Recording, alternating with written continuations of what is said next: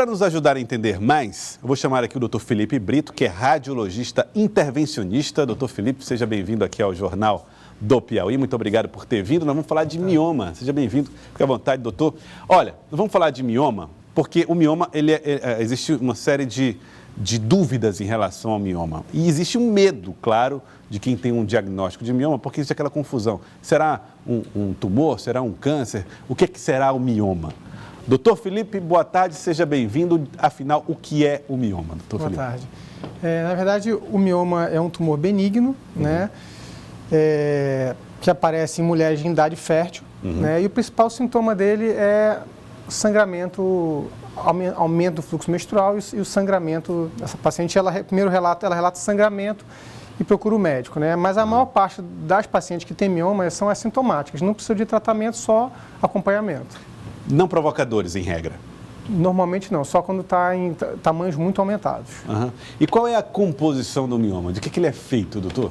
Não, é tecido, ele é um tumor benigno, né? Ele vai crescendo por causa dos hormônios femininos, ele vai crescendo de tamanho e começa a causar sintomas, como sangramento, dores pélvicas, urgência urinária, constipação. Então, e essas pacientes, geralmente descobrem os miomas durante os exames de check-up dela, de rotina, né? Bom, e quais são os fatores que provocam os miomas? Qual é o fator de risco? É o hormônio feminino. Enquanto a paciente estiver no período fértil dela, o hormônio estrogênio e a progesterona fazem com que apareça o mioma, mas é hereditário, não se sabe fator de risco específico, é genético. Então, o que você está dizendo é que é normal os miomas aparecerem? Nas pacientes que têm história familiar, sim. Certo. Então, é preciso preocupação com o assunto mioma? É preciso preocupação. Apesar de ser um tumor benigno e não vai causar câncer, ele cresce e causa sintomas que a paciente relatam, né? Como eu falei, o principal sintoma é o sangramento. Então tem que acompanhar, fazer seu acompanhamento com o seu ginecologista periodicamente, fazer os exames de ultrassom, transvaginal e caso ele esteja muito grande, aí tem que tratar ou da forma cirúrgica ou da forma de embolização, que é o tratamento que eu faço. Pode causar infertilidade o mioma? Pode prejudicar a paciente a conseguir engravidar. Por quê? O paciente pode ter, porque ele cresce e comprime a cavidade uterina. Então, o óvulo não consegue grudar e a paciente não consegue gestar. As pessoas ou mulheres que tiverem uma gravidez tendo mioma, essa gravidez está sob risco? Está, é uma gravidez de risco. Paciente com mioma grávida é uma gravidez de risco. Doutor, como é que é feito o tratamento? É sempre necessário extrair o útero da paciente? Não. Tem o tratamento medicamentoso, primeiro, cirúrgico e o tratamento de embolização, que é o tratamento de cateterismo. Igual ao cateterismo do coração, só que a gente vai funcionar um vaso, a artéria da perna, e vai até os vasos que nutrem o útero e os miomas e vai tratar, embolizar esses vasos, que vai fechar esses vasos. Aqui, onde é que estariam aí os miomas nessas imagens? Esse daqui são os miomas, são vários tipos de miomas. E a gente vai cateterizar, acessa a artéria uterina, que é essa artéria que nutre os miomas, e emboliza, fecha ela. O mioma não recebe nutrimento sanguíneo, ele atrofia e morre. É uma espécie de estrangulamento, né? Isso. Você deixa de alimentar o mioma. Esse mioma ele é composto, então, por tecido vivo? Isso, tecido.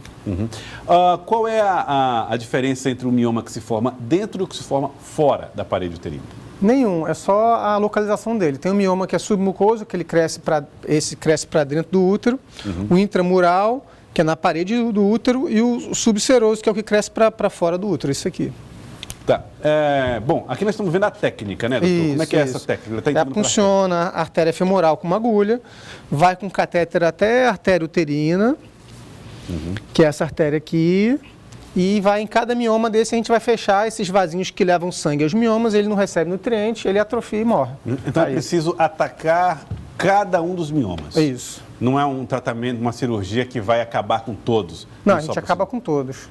Mas cada um... Cada um tem que entrar na artéria uterina, ver os ramos que levam aos miomas e ir fechando cada ramo. Agora nós vimos aí que eles lançam uma espécie de esferas. Isso, é microesferas. Isso aí. Microesferas. Elas são compostas de quê? É um polímero plástico. É um plástico. É E um elas podem polímero ficar plástico. no organismo Podem sem ficar, não tem problema nenhum. Elas fecham e vão ficar aí, vão obstruir os vasos e vão ficar o resto da vida para o paciente, não tem nenhum efeito colateral, nada disso. Tá, então os polímeros plásticos entopem a veia e Isso. param de alimentar o mioma. Pergunto, doutor,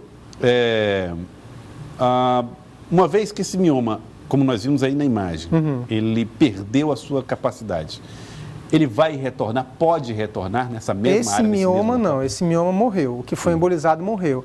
Agora, como essa paciente já tem a predisposição genética a ter miomas, pode ser que durante o período fértil dela, ela apareçam novos miomas. Certo. Isso não... A telespectadora aqui, a Jaci, está perguntando se, pelo 99040322, ela pergunta, mioma e cisto são a mesma coisa? Não, são coisas diferentes. Cisto é uma bola de líquido. Normalmente é comum no cisto ovariano, não no útero.